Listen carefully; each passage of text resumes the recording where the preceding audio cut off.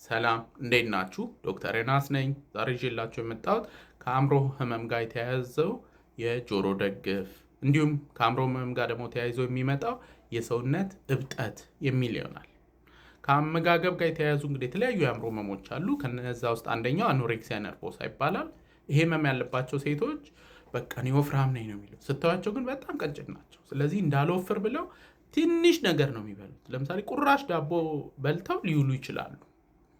ይሄኛው እንግዲህ ሪስትሪክቲንግ ታይፕ ይባላል። ሌላኛው ደግሞ ቢንጅ ፐርች ታይፕ ይባላል። ቢንጅ ፐርች ታይፕ ይበላሉ የተወሰነ ግን የበሏትንም ያስመልሳሉ። ሌላኛው የአእምሮ ህመም ደግሞ ቡሊሚያ ነርቮሳ ይባላል። ቡሊሚያ ያለባቸው ሰዎች ምግብ ሲያገኙ መቆጣጠር አይችሉም ራሳቸው፣ በጣም ነው የሚበሉት። በቃ ከዛ ይበሉና በቃ ራሳቸውን ይጠላሉ። በወፍርስ ብለው ደግሞ እንደገና ያስባሉ፣ ከዛ ያስመልሳሉ። ኤኒዌይ ለህክምና ሲመጡ እንግዲህ እንዳያስመልሱ እናደርጋለን፣ እንቆጣጠራቸዋለን። ይሄ ማስመለስ ግን ሰውነታቸው ላይ በጣም ብዙ ለውጥ ነው የሚያስከትለው እና ከዛ ውስጥ አንደኛው ልክ ማስመለሱን ሲያቆሙ የሚከሰተው የጆሮ ደግፍ በሁለቱም በኩል ያለ ይሄ እንግዲህ ቺፕማንክ ቺክስ ይባላል። እዚህ ጋር እንደምትመለከቱት የአጠመጎጥ ጉንጭ ማለት ነው። እንደዚህ ነው የአጠመጎጦች። እዚህ ጋር ደግሞ የምትመለከቷት የቡሊሚያ ነርቮሳ ያለባት ታማሚ ናት። ጉንጯ እንግዲህ እንዴት እንዳበጠ አይታችኋል። ስለዚህ ልክ አንዳንድ የየመን ቪዲዮዎች ማየታችሁ ከሆነ የየመን ተርዚናም እንደዚህ ነው። በሁለቱም በኩል እንደዚህ ያበጠ ተርዚና አለ። ኤኒዌይ ይሄ እንግዲህ መንስኤው ምንድን ነው? ልክ ሲያስመልሱ የጨጓራ አሲድ ይመጣል። ከዛ በኋላ እዚህ ውስጥ ያሉትን የምራቅ እጢዎች ስቲሙሌት ያደርጋቸዋል፣ ምራቅ ይመነጫል እና ልክ እሱ ሲቆም ይሄ ውስጥ ያሉትን ምራቆችን ስቲሙሌት አድርጎ እንዲወጡ የሚያደርግ ነገር ይጠፋል። በዛ ምክንያት ነው። ሁለተኛው ደግሞ የሰውነት እብጠት ነው። ይሄ ልክ ሲያስመልሱ ከሰውነት ውስጥ ፈሳሽ ይወጣል። ስለዚህ ድርቅ ያሉ ናቸው፣ ዲሃይድሬትድ ናቸው። በቂ ፈሳሽ ሰውነታቸው ውስጥ የለም። አይታችሁ ከሆነ እንግዲህ ቧንቧ ሲጠፋ ከዛ ጠፍቶ የሆነ ቀን ድንገት ሲመጣ ውሃውን በቃ ካገኘ ነው አንለቀው፣ መቼ እንደሚጠፋ ስለማናቅ። ስለዚህ በጀሪካን እንቀዳለን፣ በባልዲ እንቀዳለን፣ በማስታጠቢያው ላይ እንቀዳለን፣ ለክፉም ለደጉም ብለን ማለት ነው። ሰውነታችንም ተመሳሳይ ነው። ልክ ሲያስመልሱ ፈሳሽ እየወጣ ነው ከሰውነት ውስጥ፣ በቂ ውሃ የለም።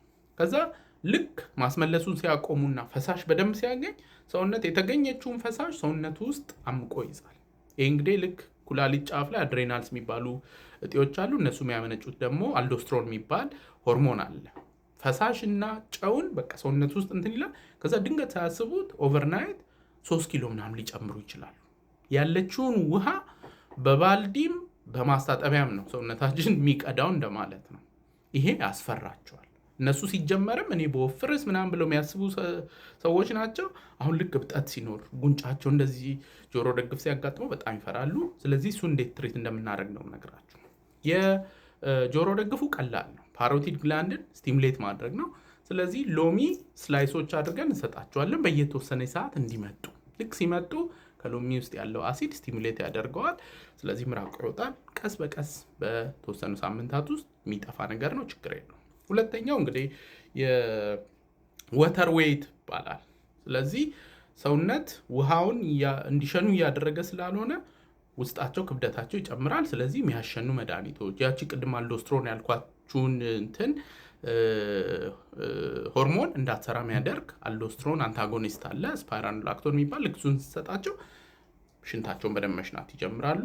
ይሄም እየቀነሰ ይሄዳል። ከዛ ቀስ በቀስ ግን ከአመጋገብ ጋር የተያያዙ ህመሞች ህክምናው በዋናነት ሳይኮቴራፒ ነው እና የስነ ልቦና ህክምና ያስፈልጋቸዋል።